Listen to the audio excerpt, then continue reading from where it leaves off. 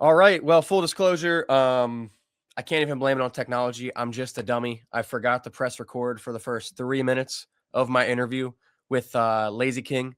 So to recap those first 3 minutes, nothing crazy. Just an intro. I asked him about why he didn't fight in 2025. Abdul pretty much said contract negotiations. They couldn't get a deal done. They got the deal done. It wasn't anything too heated or clickbaity, so no need to really dive into it more.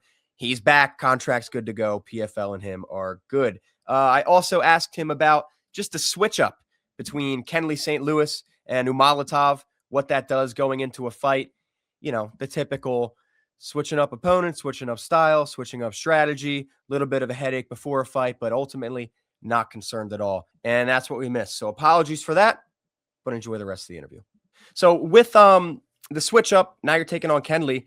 I have seen fans say, you know, Kendly's not as good an opponent as Umalatov. And I'm not saying this. I've known Kendly for a long time from Cage Fury, so I think it's a great fight. But what do you have to say to fans that say it's a downgrade, so to speak? Oh, you never know. Never underestimate or overestimate fighters like that because they're not known. And so, today people look a lot to the followers and so, the status. But, a good fighter, even if he has zero followers, he can be a very strong fighter. So for me, I don't think like that. It's going to be an easier fight or like something like that. I take it like it is. It is a hard fight. Every fight is a hard fight. You have to be ready for everything. So I try not to go with the emotion. It's going to be easy or difficult. I stay focused and I'm going to do what I have to do, my wrestling and grappling. And in the fight, when I see, okay, he's strong here, I have to adapt. In life, when this way is not working, you have to go other ways. Now, talk to me about this fight. Do you have any sort of prediction, or at least can you break it down stylistically? Because, like you said, you're much more known as the grappler, and he's much more known as the striker. So, is it that simple? No, because I saw it is Sherdog that he has also 5 wins with submission. So Yes. he's not only a striker, he's well-rounded. He also do some jiu-jitsu. I saw he's a purple belt. Hmm. So you never know because maybe he gonna wrestle. So the belt doesn't mean much. It means okay, you have this type of experience, but you can be strong, and beat the black belts. When I was a blue belt, I was beating some black belts. Sometimes you never know. So that's why I take it seriously. I don't gonna wait to see if it's good or not. If I have a chance to submit him or take him down, I gonna do it. Without hesitation. So the game plan is easy for me. Like always, be careful not to get hit. Take the shot and take him down, and then position and the submission.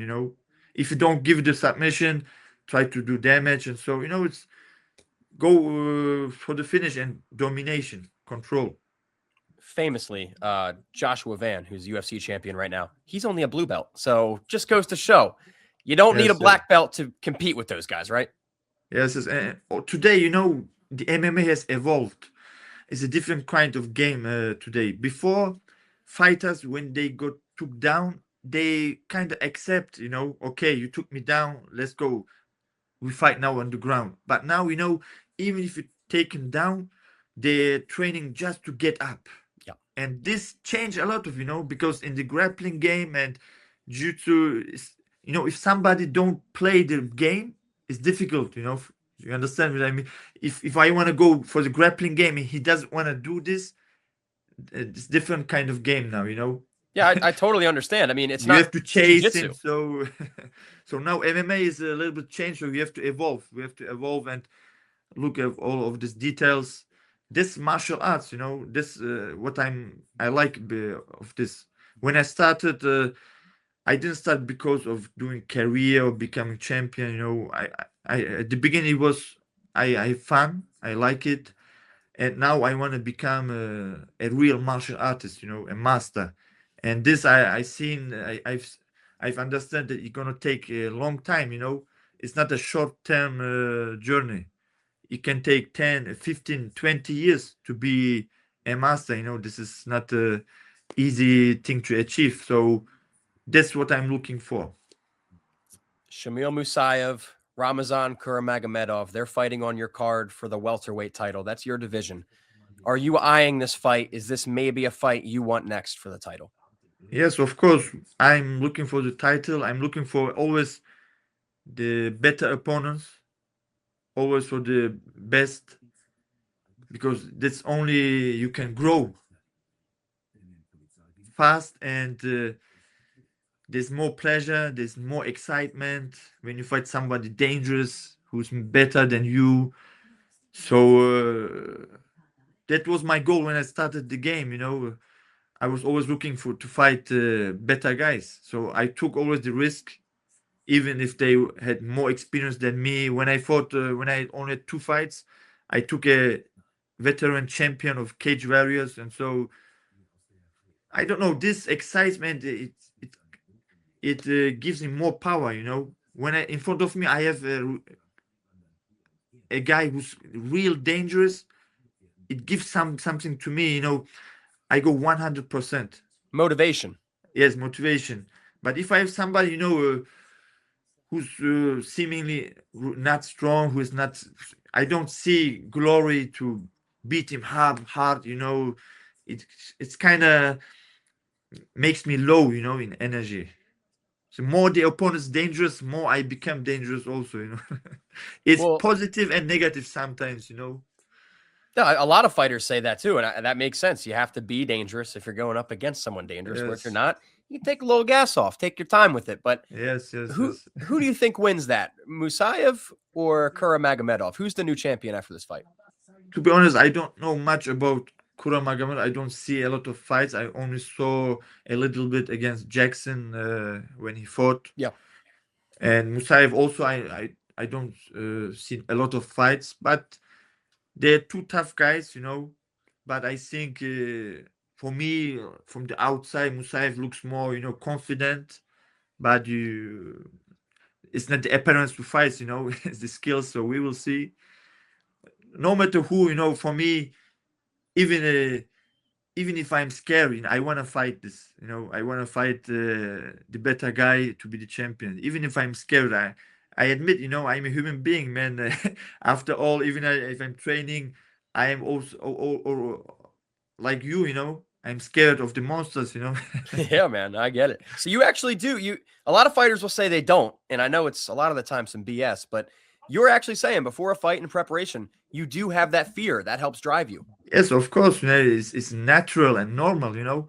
After all, we are all human beings. We are weak, man. You have to admit it. After this, you can be strong. But first of all, you have to admit you are weak. Okay, I'm weak. Now let's go. Let's try to be stronger. And you said you obviously want to become PFL champion, but even beyond that, I guess like what are your goals overall in MMA and PFL? Like when it's said and done, what do you want to have accomplished? But like I said, to be a martial artist master, to to know that my skills that I've learned, they really work in the real world, real fights. With real fighters who don't, who try to beat me up. And then after this, I wanna, teach also other guys to share my knowledge. If I can help somebody, even if it's one person, it's great. Now, for this fight, have you trained at all with Khamzat Chimaev? I know you guys have trained in the past.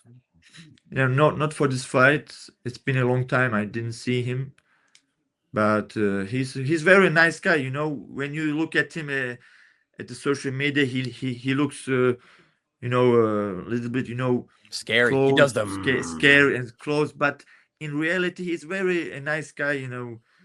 I think he's even more nicer than me. I really appreciate how he welcomed me, and he treated me very well, because he doesn't have to. So that's why he's a good guy. Now, you've worked with him before, and we've both seen the dominance. I don't know if there's any middleweight who's going to beat him anytime soon. What's so special about Khamzat Chimaev? What is it? Simplicity, and he know what he wants. He does over and over the same thing, wrestling and wrestling and wrestling. So even me, he's inspired me. I'm like I'm a guy. I'm thinking too much of this, too much of that.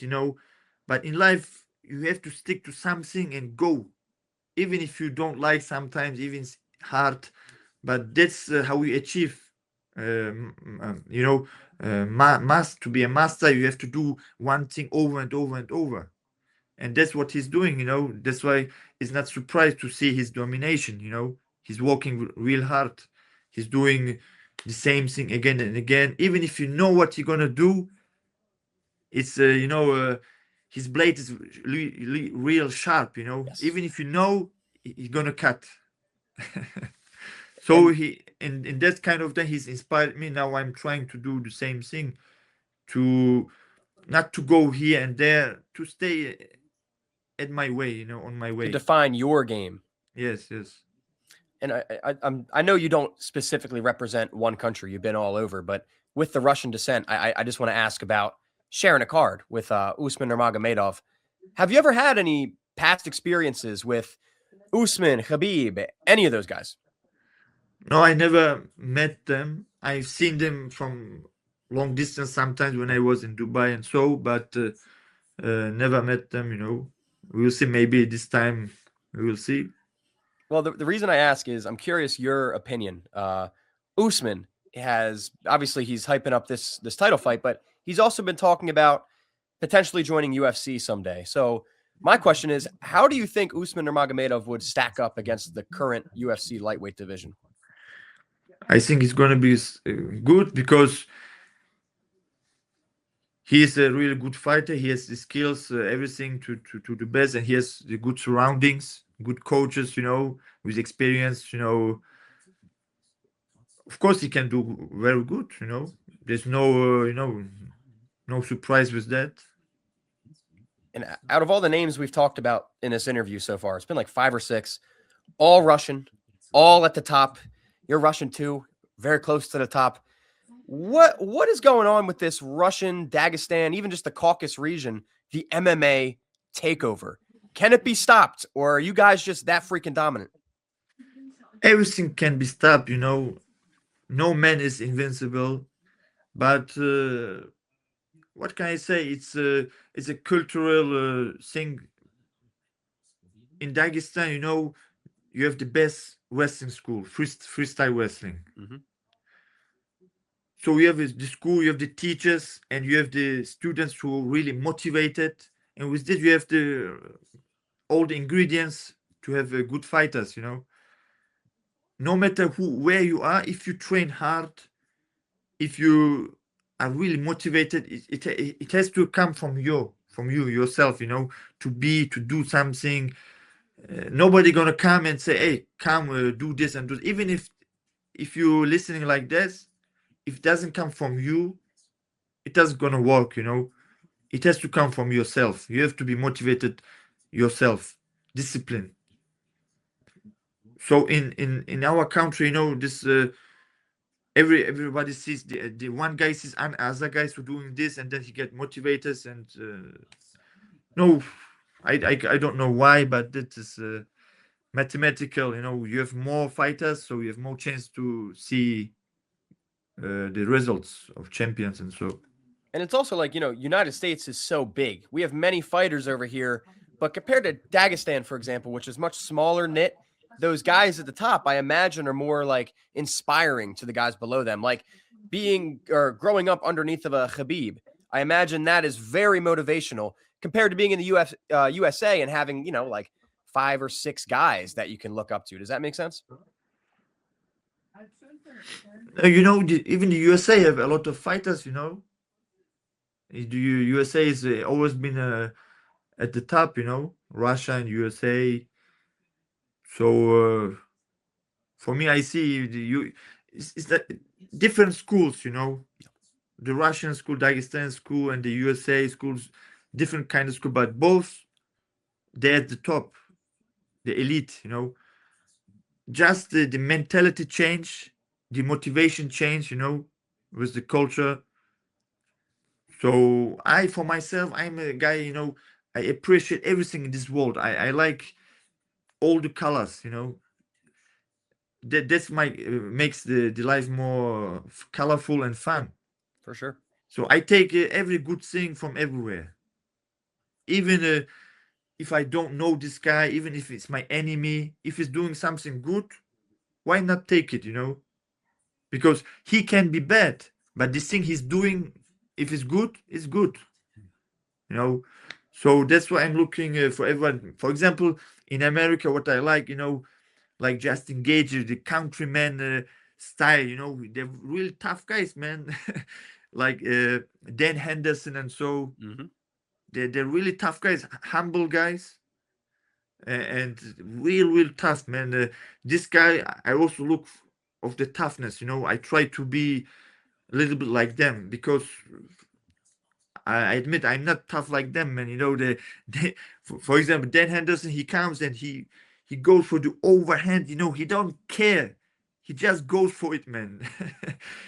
And when he fought, you know, he was fighting heavyweights. He was not real big, and you know, but he was fighting. This old school mentality I try to implement on my own. Today we've lost this, you know, the old school style. Yeah. Today a lot of guys they think too much of the details. This is not my weight. This is this is that, you know. Man, sometimes you have to be a man and go and fight, you know, and take we have to look for the examples in the past, you know, like the great fighters we had. So that's I'm looking for. My last question. This is switching a little bit here, just getting a little personal because doing research for this interview and having watched you fight for a few years, I know you come from Russia to Germany to France.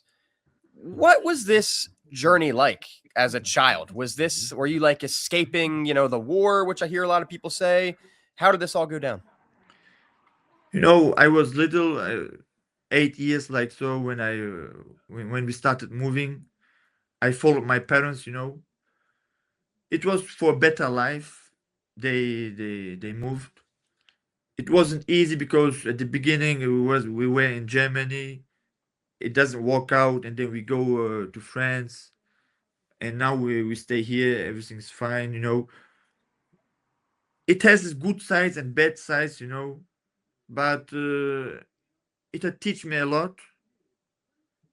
I've seen a lot of people, different kind of people, and so that's why maybe I'm open-minded, you know. I don't know, but it is good after all, you know. With time, when you look back at your history, at your past, you see, you know, everything is perfect, you know. Destiny. Getting a call. PFL executives giving you a call. Uh, so I was a lot of time, you know, alone because it was not easy to make friends because we were moving a lot, changing different schools and so. But I've learned to stay alone. Sometimes not easy to be alone, you know, especially today. A lot of people are connected always, you know, with something, and to be alone is not easy. But I don't say I like to be alone. To be alone, man, is not good thing. We are human beings. We are not meant to be alone. So we need people around us, especially, you know, relationships, real relationships with, you know, with respect and love. But a lot of time we have to give more attention to respect because just love without respect, it's gonna last long.